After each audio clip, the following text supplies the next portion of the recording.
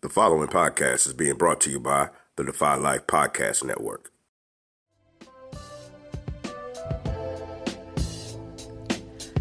Welcome to Aftergate, powered by the Defy Life Network. Are y'all ready?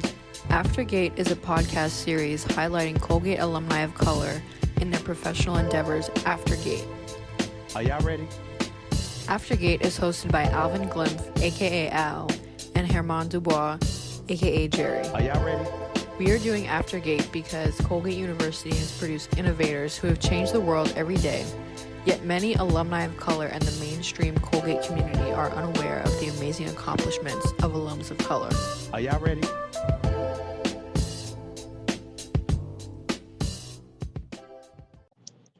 Welcome, welcome, welcome.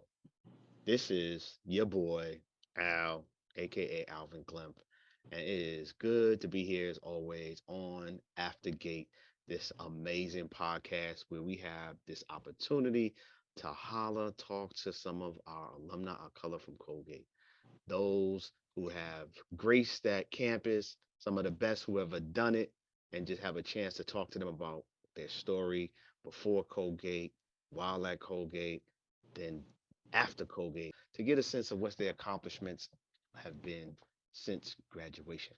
But before we get there, want to make sure I bring in my co-host, my hermano, season one co-host, season two co-host, and season three, my co-host, Mr. Herman Dubois. How you doing, my man? What's going on, brother? What's going on? Really excited about season three, Yes, and looking forward to the lineup. We got some heavy hitters as we always do, but always. it's always special because we can honestly say that the individuals that we are able to highlight um, are in many ways, I feel, have been always interested in being on, but it's almost like we're validated now. It's like folks is checking, oh, wait a minute, these guys are on a season three, time to get on the show. And the stories just get deeper, they get better, Right. they get international. Yeah. And so it's pretty dope. It's pretty dope how this is taking a life of itself. It's something that we always say we didn't anticipate or know where it would go, but we're still moving. So I appreciate the opportunity, feel blessed with it, and looking forward to it. I mean, you mentioned it. We are in our season three. We are over 50 episodes. When you talk about where we started and what we anticipated, and we're continuing on that journey.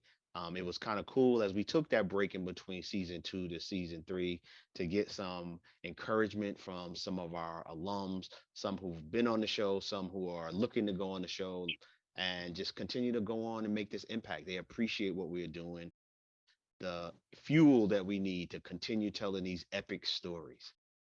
But that being said, if it's all right with you, can I bring the guest for the week inside the studio? Is that all right if I invite her in? Absolutely, absolutely. Let's not keep her waiting any longer. Without further ado, AOC Aftergate listeners, my family, it's always a blessing when we have somebody in here that we know don't really know all of this story. So that's going to be the story tonight. So tonight, I would like to bring into the studio, Miss Kiddada Grey, class of 1997.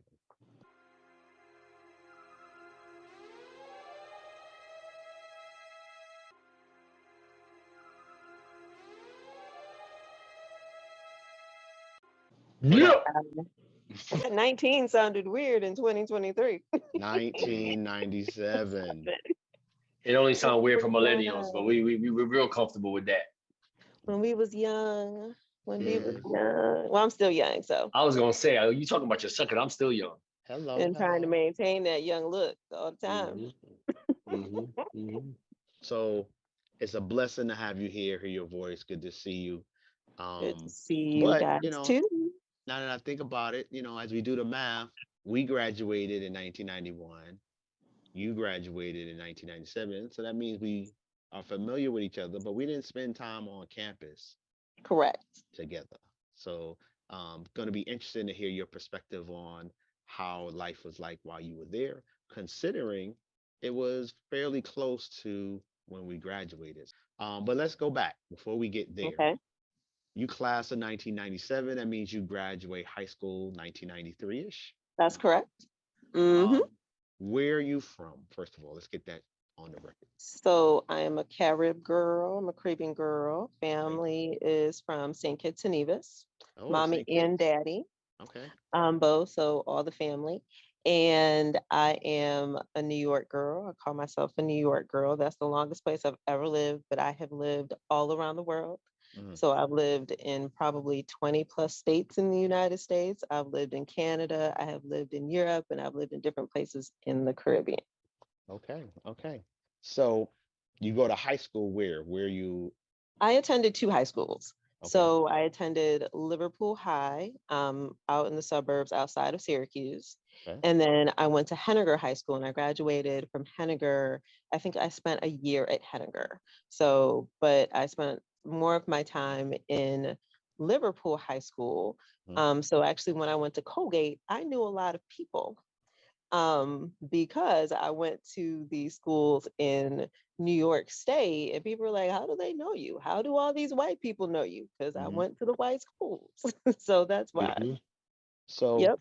take us back, set the context of what life is like for you before you get into Colgate. What do you remember about that time for you personally in your world, but also what do you remember about the time in Syracuse? What's life like? Okay. Well, one, let me just say, I'm a Caribbean girl, so with Caribbean parents, there was like no phases, like really, like I mean, my life was, I'm a nerd, if they say that. So I've always loved school. Like I literally taught myself to read at the age of 3. Mm, So I was the chick that was just like carried a little briefcase to kindergarten, went to all day kindergarten by choice. Um, so I mean, my middle school, high school, elementary school years were filled with track and field. So I ran track from third grade mm, all the way to I think my freshman year at Colgate. I learned how to play 5 instruments. Um, Stopped playing my freshman year of Colgate. And, the wildest thing I ever did, was I got pregnant as a teenager. And so, and even though that was wild, my life really didn't change, with the exception of I had a baby with me. Um, and so when I went to high school, that was really why I ended up at Henniger, because my mom was looking, I was literally traveling in from the city to take my son to daycare and going back out to the suburbs. So like 45 minutes every morning back out, because I insisted that my mom not really help, right? My choice, my thing. And she moved me into the city because there was a school for pregnant teens mm, in, Syracuse. And I visited them twice. So this facility, let me just say, it's an awesome facility, um, because it had medical on staff and all that kind of stuff. So for the young women, right? In my adulthood, I can say that is a good thing, for young teenage moms who normally do not get any type of care. mhm, The challenge I had going to the school was they didn't have any classes for me. So think about mm, that. Like I had all AP classes. I was taking classes at Syracuse, and they were like, "We can't do anything for her except for get medical mm, care." And I mhm, didn't even get my medical care. Actually, I did get my medical care from there, but I ended up at Henniger because I was on the college track, right? So when I say my life didn't change much, it really didn't change much, in the space of young women. What happened to teen moms, um, when they have children, especially for young Black girls, the life usually stops. And my mhm, parents were not of that space. And, I applied to universities. I received a full ride scholarship to, Oswego State. mhm, Colgate was on my list. And the benefit to Oswego State was I could bring my son. I mean, it was full ride, 4 years. I had housing with my son, all of that. Colgate, I can't remember where else I got accepted. And it was my college counselor, when we sat down to make a decision, he said, "You're not going to Oswego. you're going to Colgate. And I had visited, and I was just like, okay, I like this. It's not a, it's pretty. I'm cool, but I'm a suburban girl, right? I mean, even though to be frank, like I should have gone to Boys and Girls High School. But my parents were like, no. And my parents are separated. And my dad was like, no, that's not gonna happen. You're going upstate to go to school, which I did. So I still have a little Brooklyn in me, still got Brooklyn in me, but went to school different kind of way. Just Yeah. unplug that for a second. So before Hmm. you moved up to Syracuse, that your No, family moved. so we have lived so many different places, right? So when my parents were together, we actually lived all the way as far as Oswego, all the way down. So I've lived in Long Island, I've lived in Brooklyn, I have lived all over New York State. And so middle school years were in Liverpool, New York, like I said, which is about 30 minutes Mm-hmm. outside. Mm-hmm. Um, and so went to high school there, but when my parents definitely separated, it was like I'm still going back and forth, right? Like, okay, well, maybe I'll just stay down here in the city. Maybe I'll just come back because I used to live. So we lived so many places. It's just kind of like, okay, that's why I call New York home, upstate and downstate, and good to go. Gotcha. So had this meeting with my counselor, and he was like, "You're not going to Oswego," and I was just like, but it works." And he was like, "No, you're going to Colgate." And Good that for was the the end of the counselor. conversation. That was the end of the conversation. And Mm. yeah, so packed up, went to went through the summer program, OUS, Mm-hmm. like Mm-hmm. most of us did. Mm-hmm. And that was an interesting experience because I had a reputation before I arrived, right? Um, because so may she rest in peace, but somebody in the OUS office had let it be known that there was a student coming that had a baby. I know you talking about. You know who I'm talking about. May she rest in peace. I mean, but Uh-huh. I had nothing to hide in my life, because it was my life, right? And I felt like initially my experience was around, I had different things in my mind, right? Than dealing with some of the things that college students deal with freshman year, because I had a son that I had sent off to live with my dad. My dad decided to take him, so my son and my son was 2 or 3 when I went to Colgate. And my parents were insistent that I had a college experience, right? They realized that I was going to this top tier college, and they wanted to take the burden away from me as much as possible, not realizing the emotional and kind of like there was a burden there too, right? So my freshman year was a real struggle. Mm. Um, Not only dealing with young adult issues, right? Trying to figure out how to be away from home. And I was I'm a Caribbean girl. We travel all the time and been away from home, but I was away from home without my son, Mm. with my immediate family. And then trying to deal with students and personalities and honestly, like outside, um, I had not really lived with a lot of Black people and definitely not African Americans. And it was kind of like, what in the world? So I had some cultural issues that I had to deal with. In my class, 93 to 97, that class actually had more Caribbean students than African American. So Wow. we had a lot of different cultural issues. And if you hear my voice, of course, I don't sound Caribbean, right? Because Miss Violet Claxton was real clear. You're not going to sound a particular type of way unless you're around family. Um, and Is so is that your mother when you say the Clax? that's my mommy's mommy, Your mom, your grandmother. Okay. my grandmother. And so um yeah, she was just real particular, right? And she grew up in an era where, not that she was ashamed, but she wanted better for all of her children. So Mm-hmm. most of my family, actually, they don't sound like they have accents until you're around them and other Caribbean people. Mm-hmm. So, so my identity was not college student at first. It was, parent first. And most people I don't think many people realize, and I really didn't have anyone to turn to. And so I was spending more time crying, spending more time trying to get to the city because my son was in Newark. And really, frankly, didn't do too well that freshman year, because even though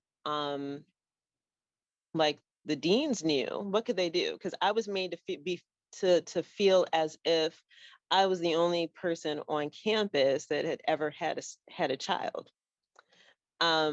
which in 1997 that was blown off. That lie came to fruition, right?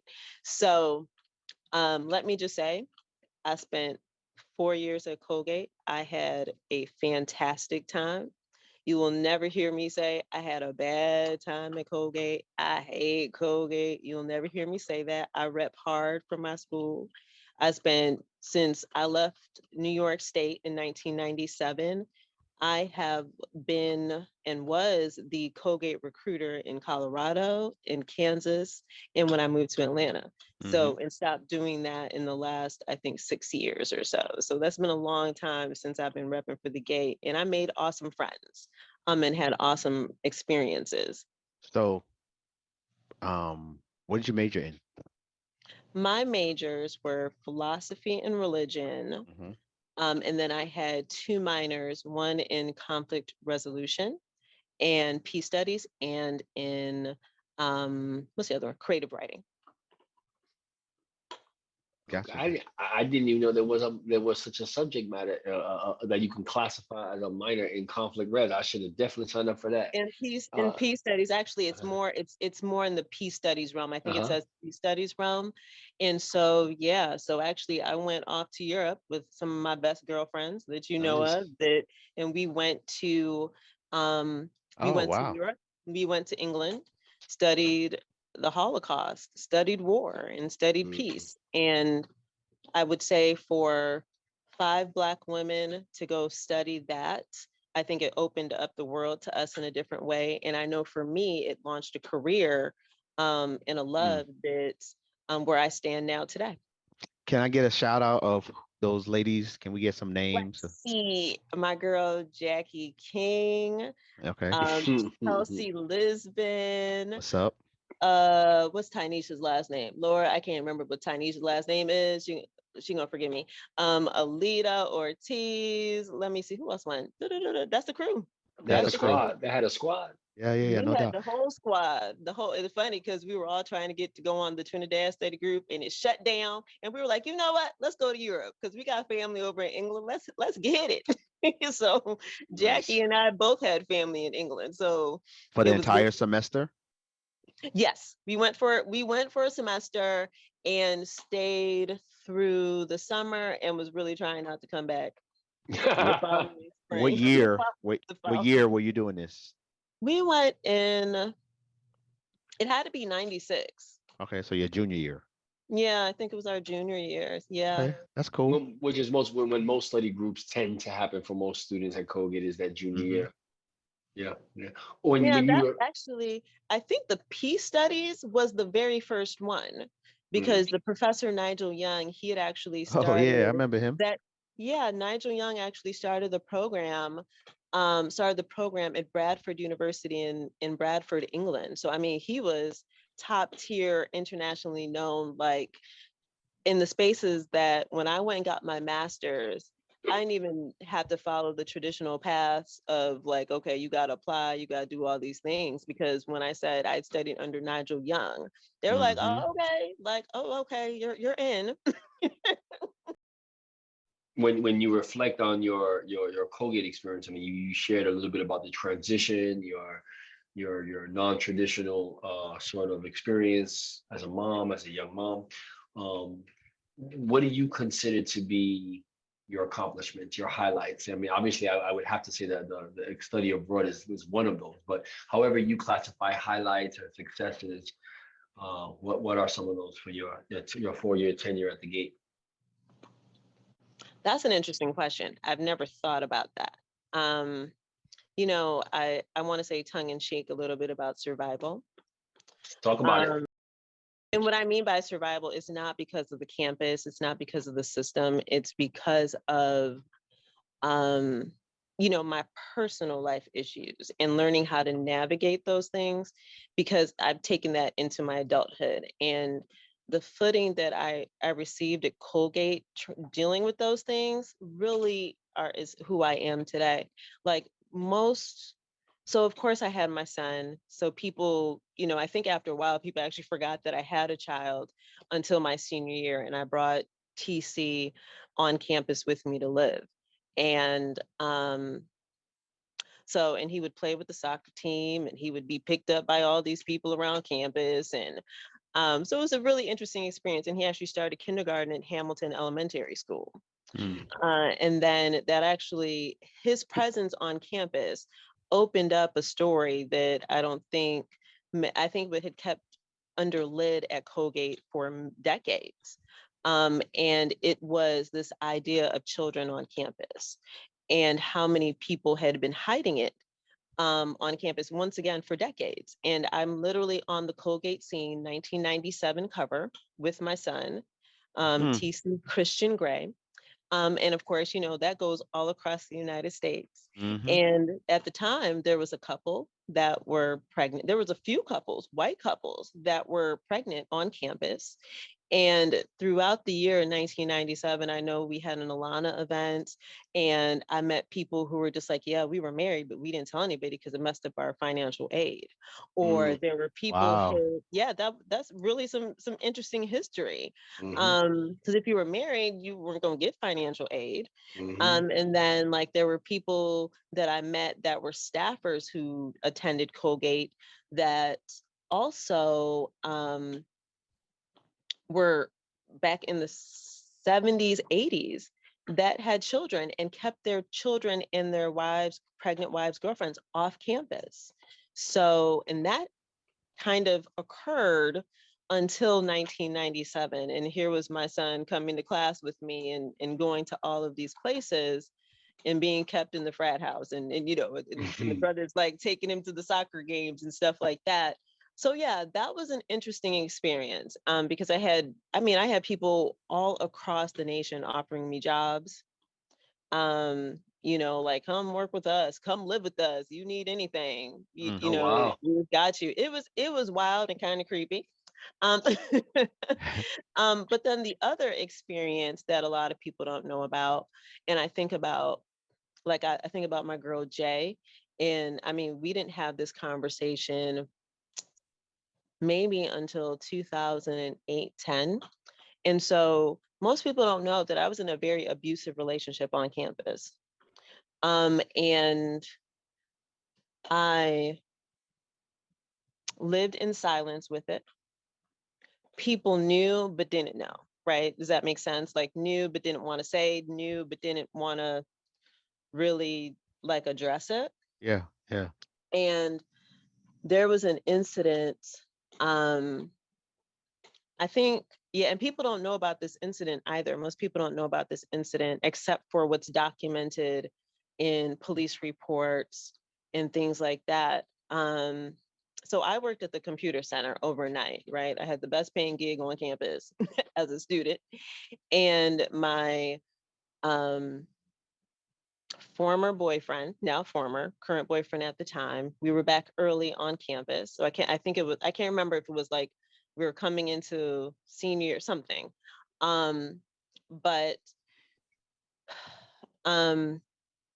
so I was working overnight. He knew my schedule, of course.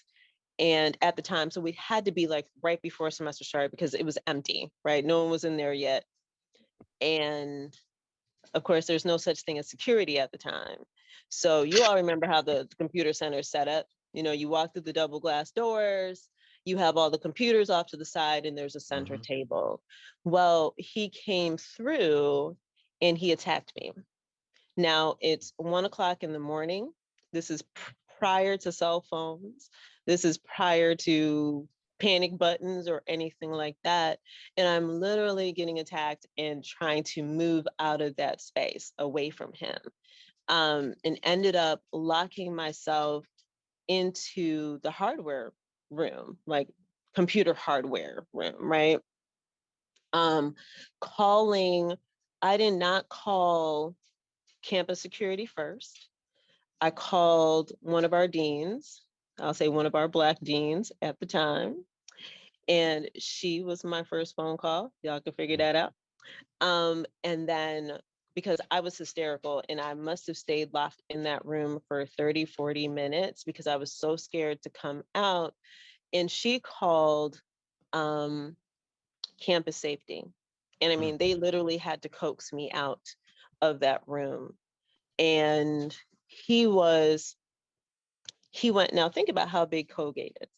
Think about where the Black folks lived on campus. And he went, they couldn't find him for a few hours. So somebody was hiding him on campus. Because at this point in time, now Hamilton police is looking for him. They took me into, I can't remember the name of the building right now, where the Philosophy and Religion building is. And Asco. Yeah, and they called Professor Sandima. And I mean, they took me way onto the top floor. So this was my home, right? So I give them credit, knowing the work that I do today, for them taking me to that building, because the Philosophy and Religion building was my home.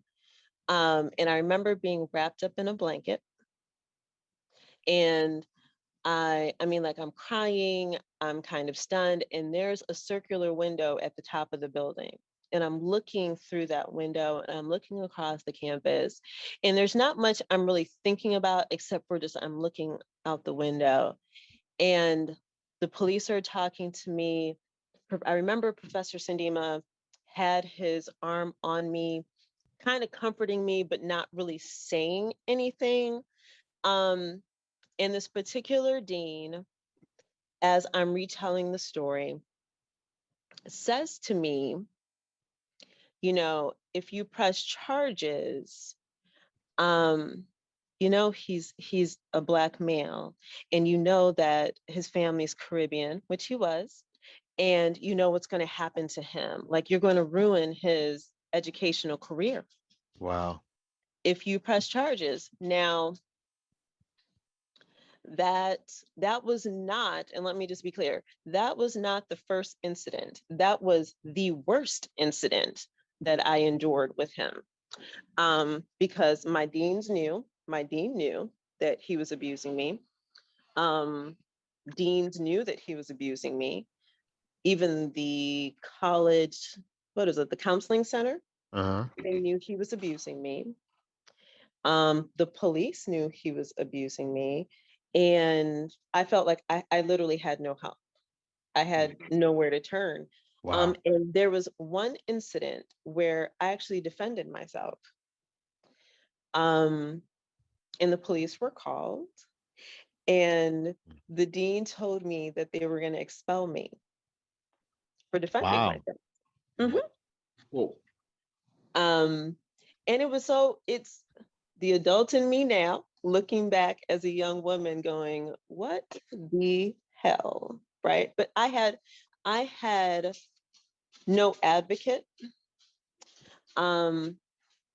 especially when the dean that was there, who was a Colgate alum, who was one of my closest sister girls at the time too, because she had her child at Colgate as well with us at the time. So our kids actually played together, went to elementary school together. So I didn't know what to do, right? So I don't know, till this day, I don't know where they found him, but I knew that somebody was hiding him on campus, because Colgate's gay big, and he didn't have a white friend network, let me say it that way. And what came from that, and so in my silence, and in me trying to heal, and in Colgate trying to figure out what to do with this young woman that was in this space, was like, it's time, you should probably leave campus. Now, it wasn't an expulsion, right? They were just like, go take a study group. And so actually the first study group I was supposed to go on was to India. So, but it was a talk about trauma. It was a male who was running the study group. And there was something about him that triggered me, that I could not deal with him. And Professor Sindima, because he was my mentor, he was one of my mentors in the philosophy and religion department, he caught it. And let me just say, shout out to Professor Sindima. Don't let that man pass away, because I promise you, I'm driving from Atlanta, Georgia, straight to New York State. And he told me, he was just like, you cannot go on that study group with him, because you are triggered. And we don't even use that term. I mean, that was not a term that was used then, but he was like, you're suffering from PTSD. And Sindima was, I think he was upset that this person had not been thrown off campus. And I think he was also upset, like, I didn't feel at 20, 19 or 20 years old, you know, you feel the weight of your shoulders on, you could potentially ruin someone else's life. You know, like, I can sustain some things, right? And so so I carried that in my spirit, and the burden of that for the rest of my school days. And even when I went to you know, so I didn't go on the India study group, because the other thing, they were like, oh, y'all got to wash y'all hair with bottled water. And I was like, that's too much. That's too much for a little Black girl. But so then we found out about this. I found out about the peace studies, and so went to Europe and started studying peace, which was good for me, right? Like that, I'm a peace studies, conflict resolution chick. That's my space that I live in. But what I didn't realize, what was happening on campus, and I mean, this person stalked me on campus. I mean, I left the track team because he knew my schedule so well. I would walk across the fields to the townhomes, and imagine, you know, it's pitch black at the time. There were, I mean, he would attack me. He would follow me. And like, my track coaches were like, you can't do this. Like, you've got to, like, we need you to break, as they say with any stalker, like, you've got to break your patterns, right? And so I did. That's how I stopped running. That's why I stopped running on the track team. So I changed my behaviors a little bit, and, you know, definitely ended up moving out of HRC, because we lived in the same dorm. And so started living life very differently. And holding in the fact that I'm living in terror for a young man who I didn't feel like I could advocate for myself, and didn't have anyone to advocate for me, right? I mean, like, literally things like broken glasses, me being physically harmed, him taking all of my textbooks, and y'all know how expensive textbooks are, and throwing them all away, and never having administration saying anything to him. I mean, like, I literally had a conversation in OUS one day where they were just like, you love him. See, I'm like, you need to love him. He loves you. This is okay. Like, you all can work on this. And I'm like, but literally we walked through the door and he just slapped me. Like, but I get that, but he loves you. And so so I ended up going to Europe. And what I didn't know until I came back from Europe was that he stalked me very differently, which is so interesting, because I had no contact with him in the time that I was in Europe. But what he did was he tried to enter into the spaces that I was in. So he tried to start taking a lot of philosophy and religion classes, and Sindima blocked it. Sindima was like, absolutely not. But I was also So one of my dreams was I wanted to learn Chinese and go to China or teach Chinese, actually learn Japanese and go to Japan and teach English. The only class that he was allowed to take, and probably because my Japanese teacher didn't know, was Japanese. But any other classes, any places that I felt like home, they blocked him because he tried. I mean, it was really interesting to come back to campus and find that out. Like he was literally trying to take classes. So I carried that with me, and carried that journey with me for my entire, probably I didn't tell the story until 2008, yes, around 2008. And what's interesting is that when I came back to campus, there was a young lady, and I'm not telling anyone's story, so I don't believe in telling anyone's story, but just an example, that was in a very abusive relationship on campus. And people knew. And I actually carried the guilt of not intervening on her behalf for so many years. And I thank God for Facebook, because we reconnected on Facebook, and I don't remember what year it was, but I reached out to her and I apologized because I had carried that guilt, because I had known in my spirit, like I didn't have anyone to advocate for me, and I didn't even take the step to intervene on her behalf, because the brother that was, violent towards her, he was popular, right? He had all the things. And, so you ask, what are my highlights, right? Telling that story. It was the idea of survival in that space, because it has carried me, but also it laid the foundation of being an advocate. Because I've realized, like, and let me just say this, that Colgate's idea of making me feel whole, as we say in the restorative justice world, was to send me to a karate class, like a defensive self-defense. Self-defense.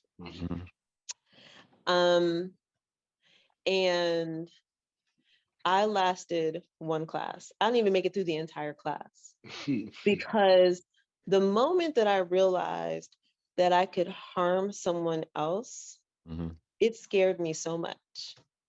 I left class. And so yeah, survival in a way, survival, it lent itself to what being a good chica to another chica meant. Yeah.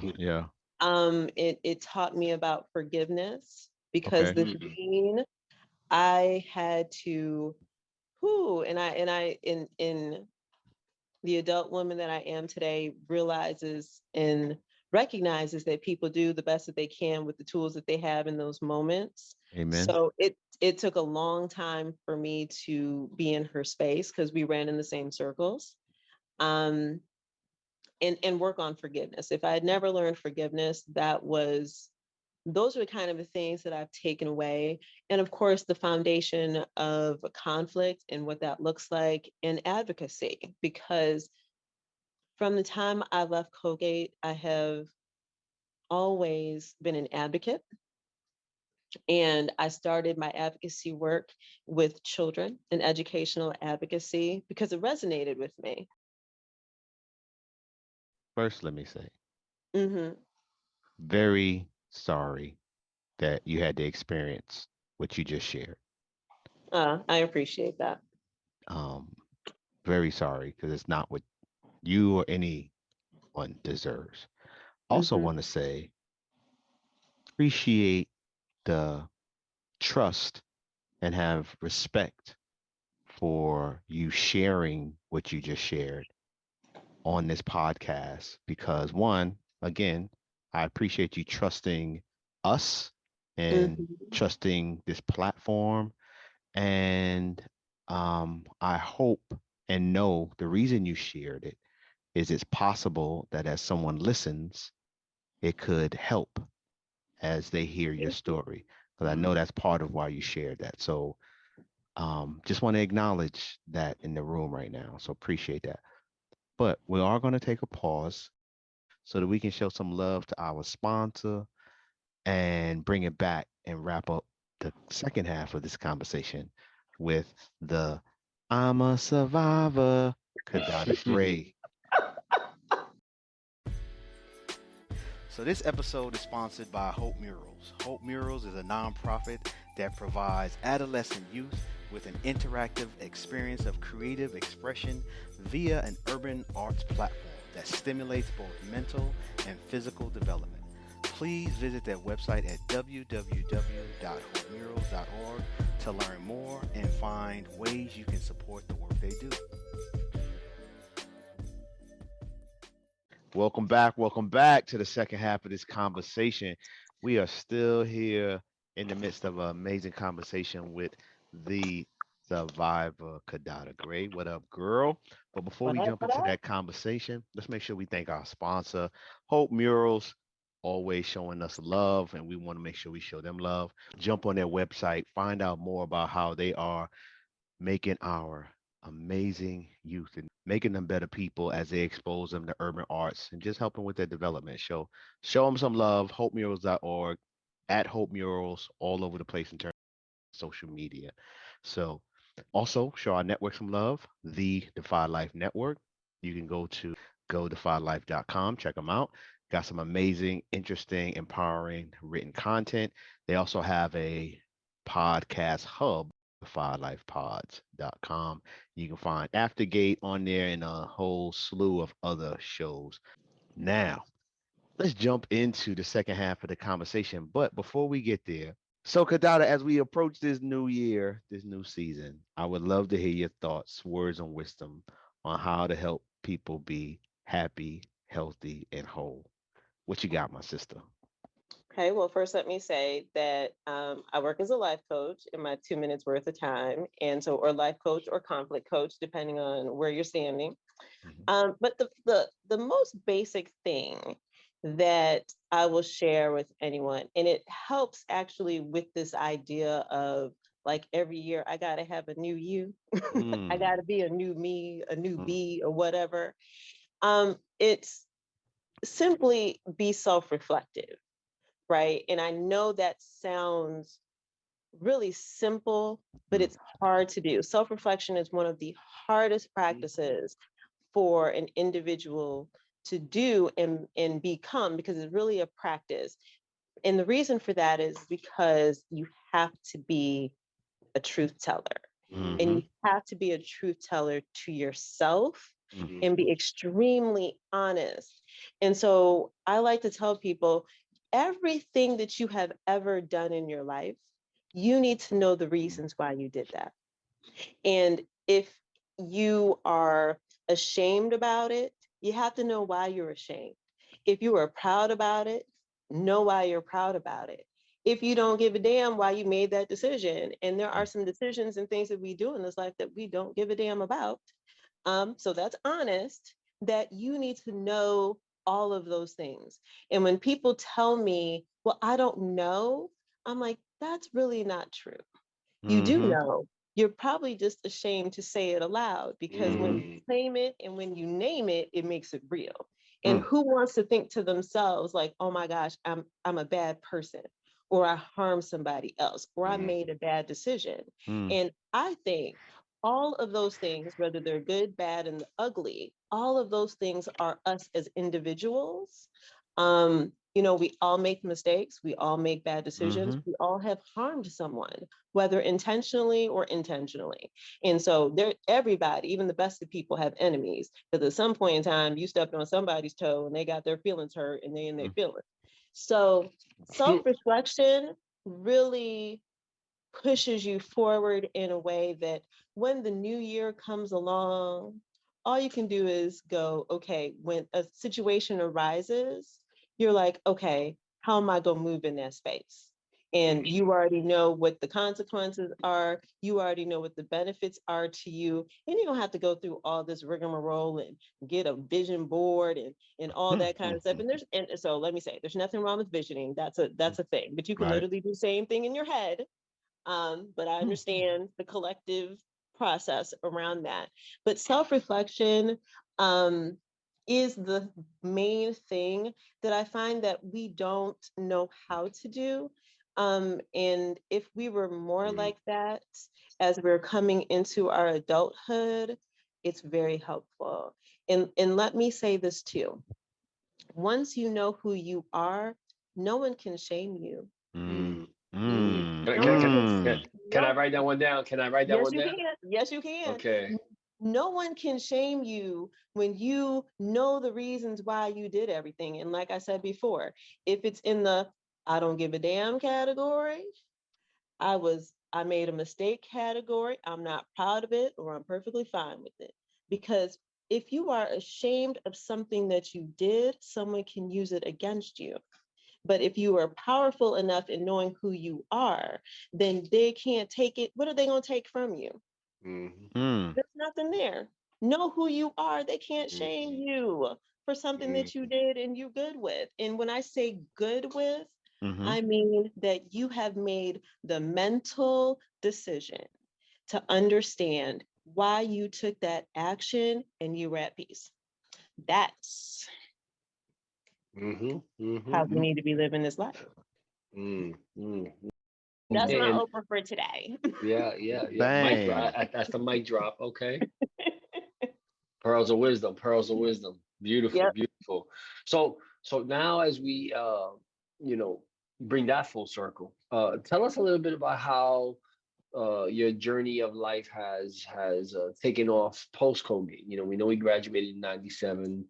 Uh, the politics of the world, the personal journey. Now you've been abroad.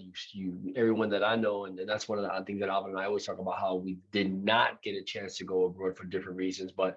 Uh, from those who we've heard, it changed their perspective. It changed the way they look at Colgate, it changed the way they look at themselves.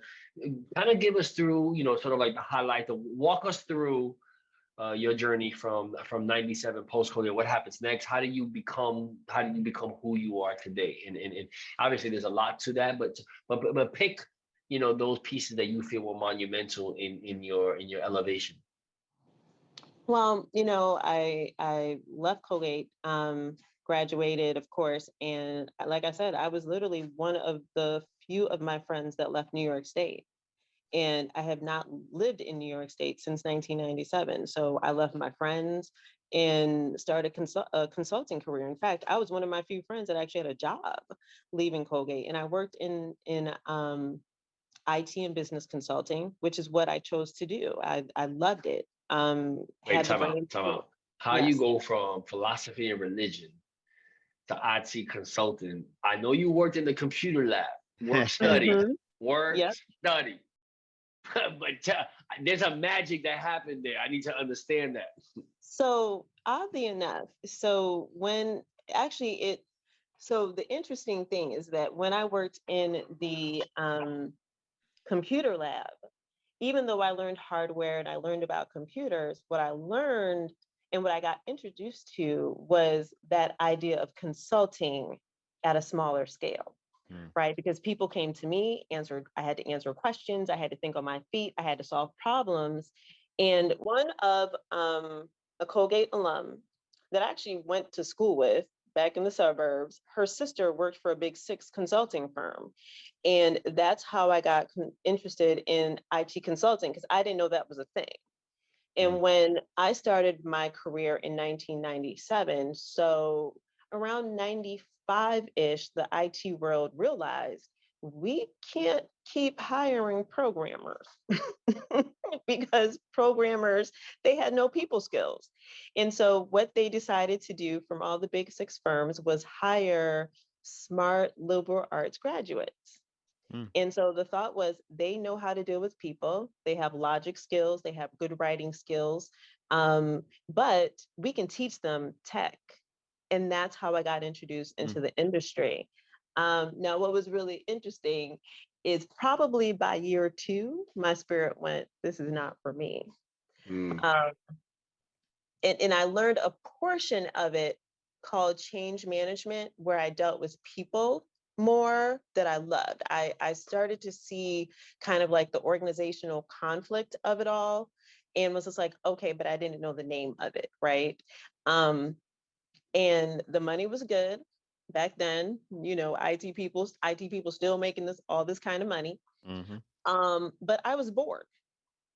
I really was, because I remember learning about how to build like cell phones, cell phone plans, and was like, how is this serving people? Which is an interesting question in 2023, figuring that we're literally walking around with small computers in our hand, Mhm. right? Mhm. But what it really translated to was, how am I making people's lives better? And it took me, I'd probably say, another 15 years before I got to that true answer. Mm. So I, actually walked away from consulting, became a parent, had two more additional children, got married, had a whole marriage, worked in the educational advocacy space. And what I mean by that, like, I was a super volunteer. I was blessed to be a stay-at-home mom. So I walked away from my career to raise children, and quickly learned I didn't have that in me either, because who knew doing laundry every day was a thing. So I went and listen, I'm gonna tell the truth, because to the chicks that do it, I don't know how y'all do it. But I mean, I literally started serving on boards, Mhm. um, educational boards, right? Community and schools. So I did a lot of work here in Georgia. Sorry, guys. Um, in the advocacy space, doggy barking. In the advocacy space here in Georgia. So I relocated to Georgia, of course, and ended up getting into this educational advocacy space and not realizing I was building a name for myself politically. Mhm. Because I was focused on kids and family and lunching in the afternoons, right? So that was my life for a very long time. And then, life happens, you grow up, and I grew up, and I, at that point in time, I think by 2014, I was working on my fourth degree, because what else do Black women do? Go get degrees. And so, it's true. Um, and went and pursued, and literally went and pursued my dream degree, which was in peace studies, in not even peace studies, because we don't call it peace studies. It's in conflict management. Mhm. And and the interesting thing about life, and for all the chicas out here who's chasing their dreams and being mommies and stuff and wives, is that I had 6 years worth of questions from Kennesaw State University asking me when I was going to come to the program. Mm. And when I entered into and when I actually I went for an informational session, and one of the professors, who's still a good friend of mine to this day, we crossed paths at Colgate. I didn't even know him, because he was in the Mm. poli-sci department, which I hated. And I was just like, never again in my life will I go into the poli-sci department. But he was a poli-sci professor. And here he was at Kennesaw State University. Another professor she was at Syracuse University, and I had taken her conflict mediation class when I was at Colgate. And so here I came full circle and found a home in Mm. conflict. And that was the start of a change in career, a change in conversations in the world that I have with people. And yeah, so I have my master's is in conflict management.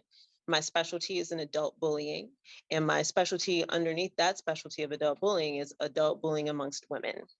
Mm. And so with that opportunity, I mean, I got introduced into politics a very different way on the policy side. And let me just say, if you don't know, conflict is everything and all things in this life. Even the way that you breathe is conflict. Most people don't realize that. And so worked with immigrants here in Georgia, refugees in Georgia, and just started seeing the policy side of life. Mm. And that was very different for me, because, like I said, I don't like politics per se. Um, and that career led me oddly back, oddly enough, into um, I ended back in IT, which is really strange.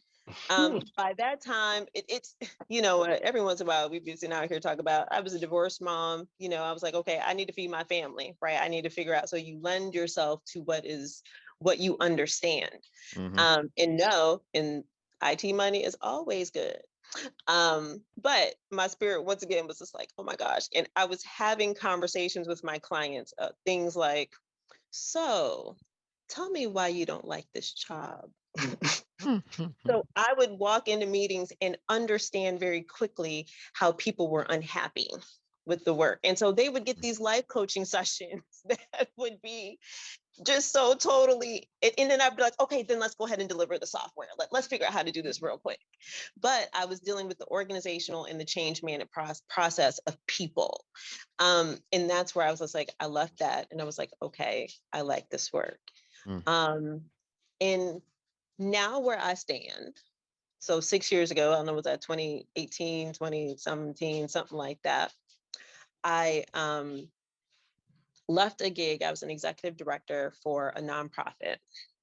Did a little short stint at that. Good work, reuniting fathers with their children.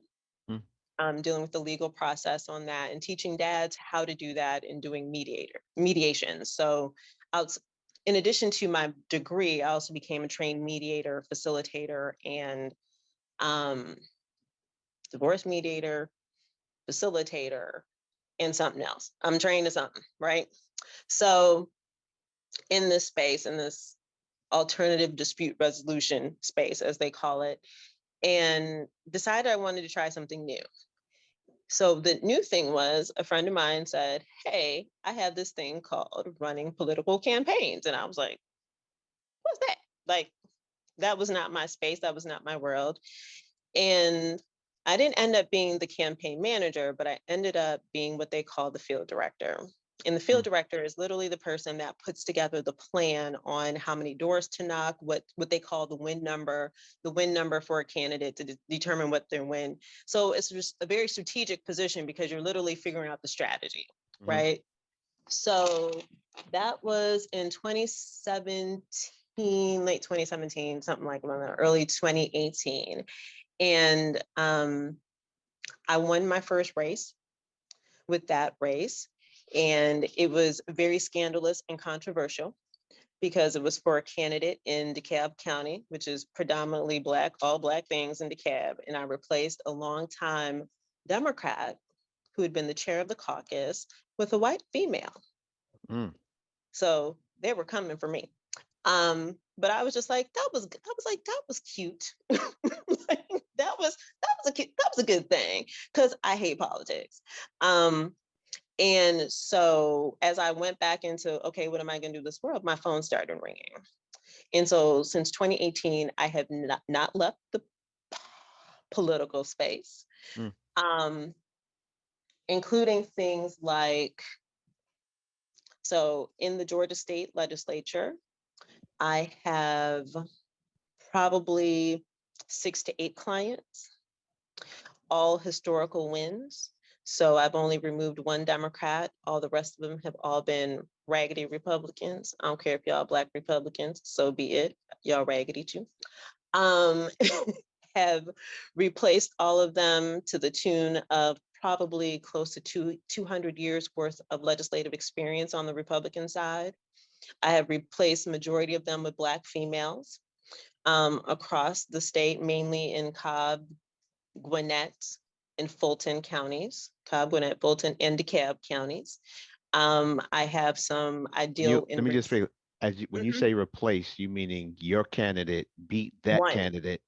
And so Yes. now, okay, just making Yep. sure my listeners Yep. and myself are clear. She giving us Yes. stats. She giving us stats. I'm giving Right. this, I'm running it down. I ain't mad at So you. I am known for replacing Republicans, getting them ejected. And so I've done that from local races all the way to judicial races. And, I think one of the races that I'm very proud of is College Park, Georgia. The mayor of College Park is now and has been for the last few years a Black female. Whereas in the 117-year history of College Park, it has always been run by a white man. So to replace a white Republican, was a good works. It was a historic win. It was actually a national win because Bianca Motley Broom is that chick's name. I'm gonna need some money because her second election is coming up. Um, but she spends quality time doing good work in Georgia, but also in DC. So that is a proud win for me. Congratulations. But thank you. But I have all across the board, I like to, make change. So I live in this political world. I'm also chief of staff for my very first client. I haven't left her since 2018. So I have a love-hate relationship down at the Capitol. But there's some benefits. And so let me just say this, that for the political work that I do, it has allowed me to introduce, and I do love to say, to do politics very differently. Because that space is really strange. And strange is a broad enough term to say that it can be very toxic, very unhealthy. But for my clients, and I get selected by my clients because I actually work in a space of dealing with them from a life coaching perspective. So they get a healthy dose of a holistic kind of campaign being run, which is unheard of, because that's not really how politicians move, and that's not how people really want to do this type of work. But I truly do value the individual, because I'm like, it's only 50-50. You're either gonna win or you're gonna lose. And in either way, I want you to win on the end of it personally. So I make sure that my clients have the ability to network. And if they want to work in politics, there's tons of jobs in politics, right? So I do that. Like I said, I do life coaching. In this time that I have grown up and utilizing my own voice in this work that I do, like I've been on the cover of Life Coaching Today magazine. Ask you this question. Yes. If you had the opportunity to give a sentence to the Kiddada that was coming in, if you had opportunity to drop some words of wisdom to her, and then that same opportunity to talk to the Kiddada that's graduating, a 22-year-old Kiddada, what will be those words of wisdom? It's use your voice. Don't be concerned about others' needs, which sound so selfish, so selfish.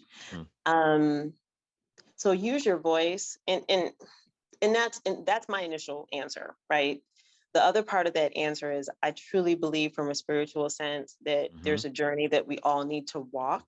And I've had to walk this journey, right? So I can use my voice. And even though I have platforms that I get to speak on, I still struggle using my voice because I do other things that people don't know about, right? That's very quiet.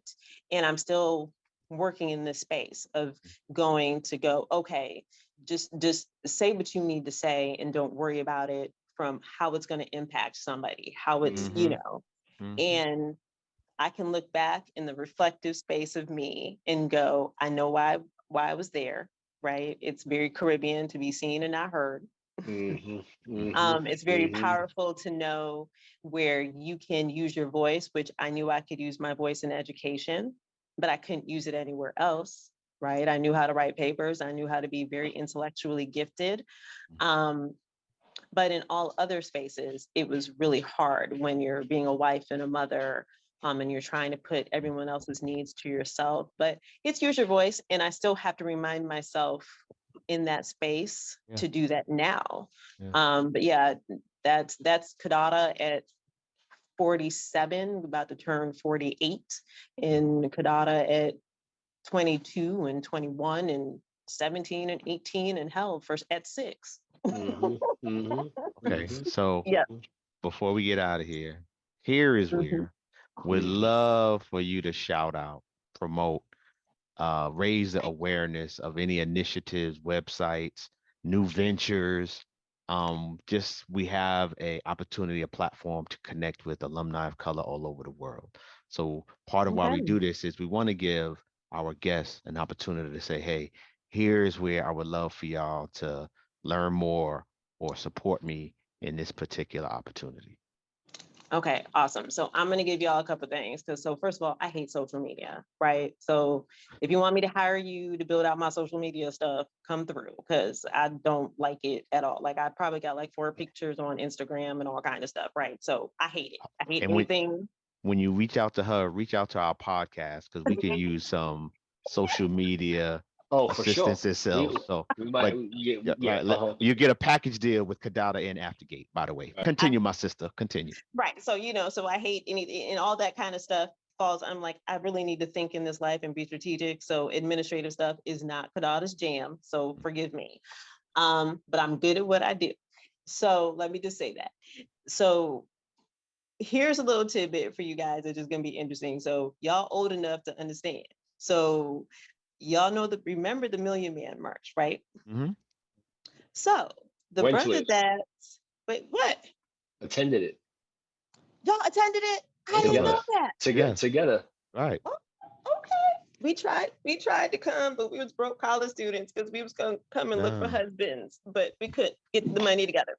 All We right, was Ah. so we was broke graduate students, but Right. But drove up from Atlanta. What? Let's get there. yeah, uh-huh. whatever. Okay, but here's an interesting thing. So my new venture, right? So Mhm, I don't leave the political space. I like to do politics differently, right? mhm, And so what I have done is created with 2 business partners of mine is a organization called Community First and Community First Solutions. okay. Now, what we do is that we are a national training social justice organization that came into being because when Black Lives Matter folks got busted for having a $6 to $8 million home, that took a huge hit for activists doing this work. Mm, And most Mhm. people don't realize that. Like funding dried up and it mm, got real tight out here. Um, People's RFPs, projects were being closely looked at, like, what are y'all really spending this money on? And rightfully mhm, so, right? But that actually stopped the work from getting done. And so 2 of my business partners, one being Mark Thompson, the brother that put on the Million Man March. Mm. And so my other business partner is Kevin Miles, who is a national treasure. They're both national treasures. 30-year history of trainings for the NAACP and working in NAACP. And if you're old enough to remember that march from Selma to Washington, D.C., that the mhm, NAACD, he did, mhm. Kevin Miles put that on.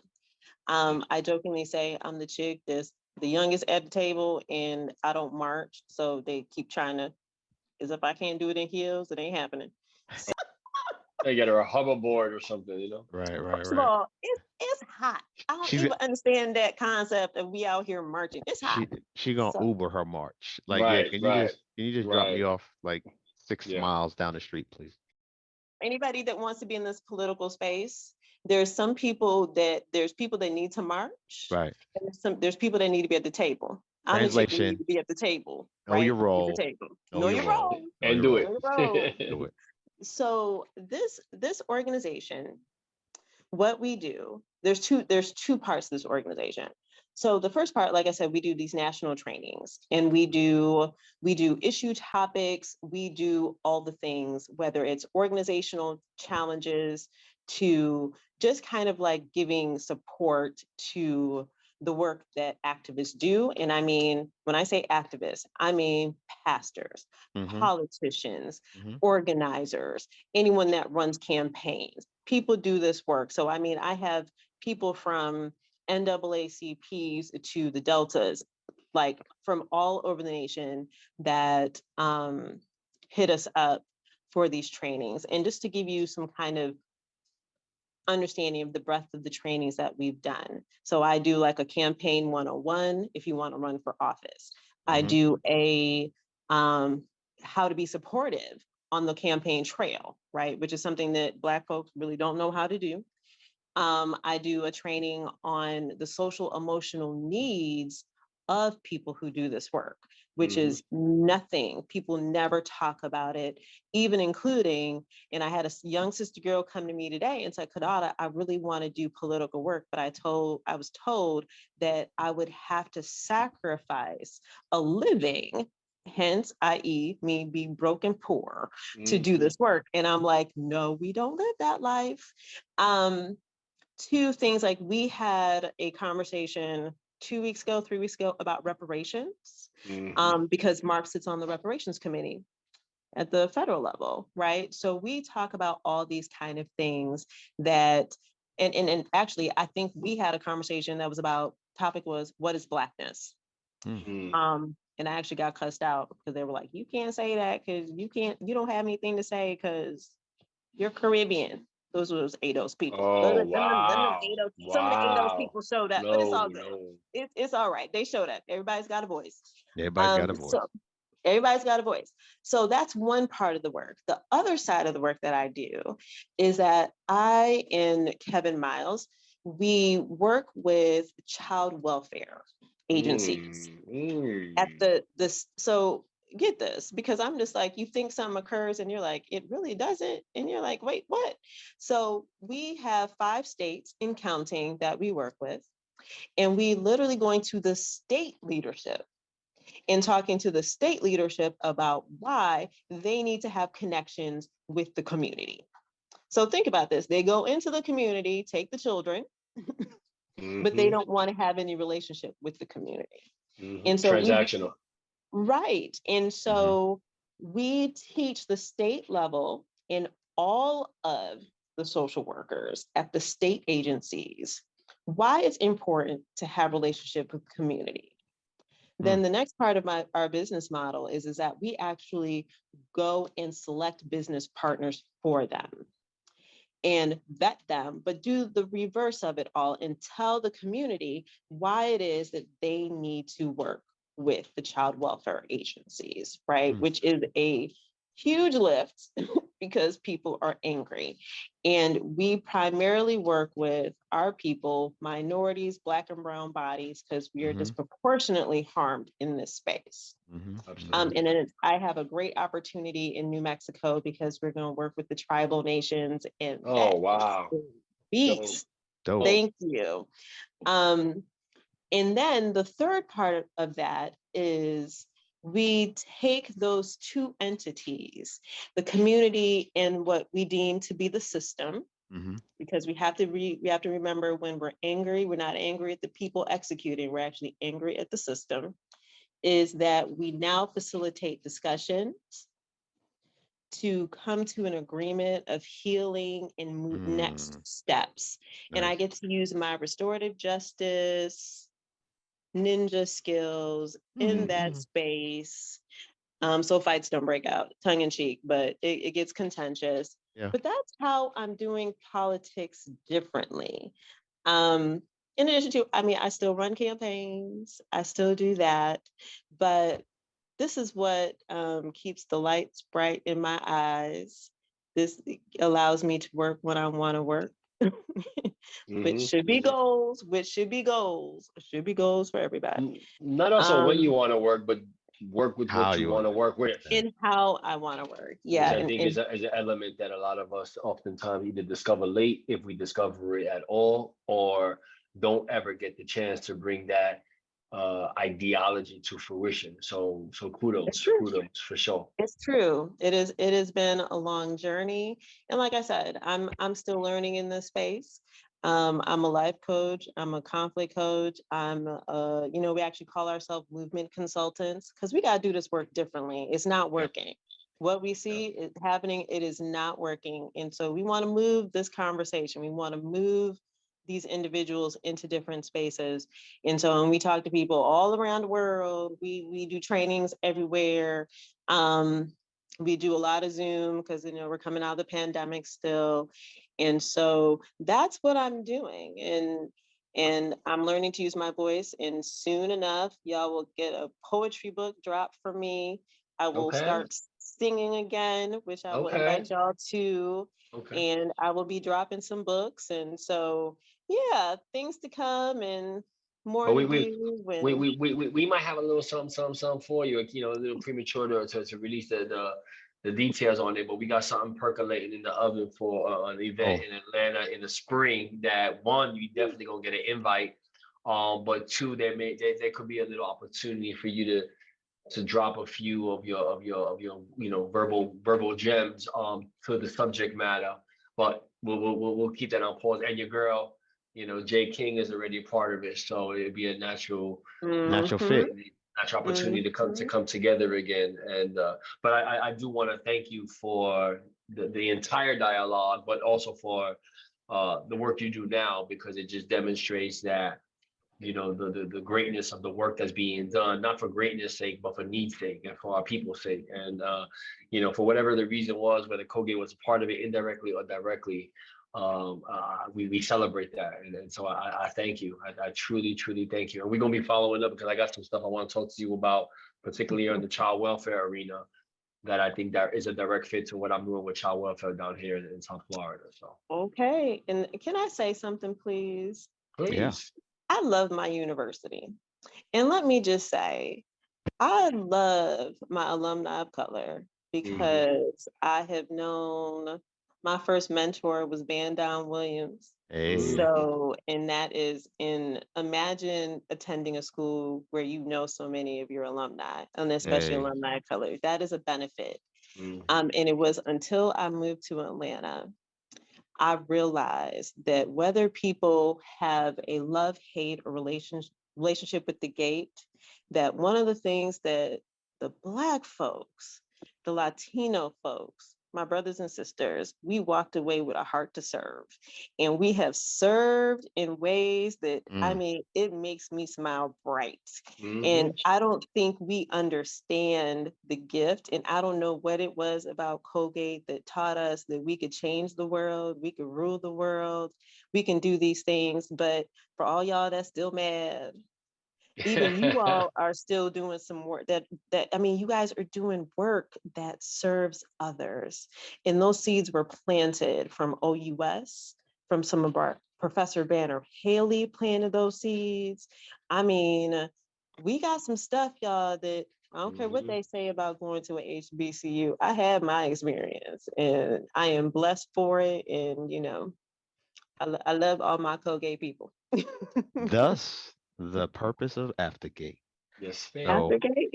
we can't wrap it up any better than that. Appreciate those amazing words and sentiments because that is exactly why we are doing this podcast. So this has been another episode of Aftergate Season 3. Thank you to our guests. Thanks to our listeners. As always, Aftergate is powered by the Defy Life Network. Make sure you check us out in all of our future podcasts because we're about to bring continue with amazing conversations and guests like the one we had just now. Many more dope episodes to follow. And remember, the Colgate of your day is not the Colgate of today. And it's certainly, if we got anything to do with it, going to be the Colgate of the future. Peace, family. Shh. You hear that? Listen closer. That, my friend, is the deafening sound of focus. It drowns out all the useless noise that can clutter the moment. Naysayers don't exist. Haters? Smaters? The peanut gallery? Who's that? When you in your zone, all that noise and all that buzz is just elevator music. So, enjoy your journey, focus on your goal, and bask in the quiet roar that is progress. Because when it's your time to shoot that shot, spit that verse, or close that deal, the only voice that matters is yours. Defy life.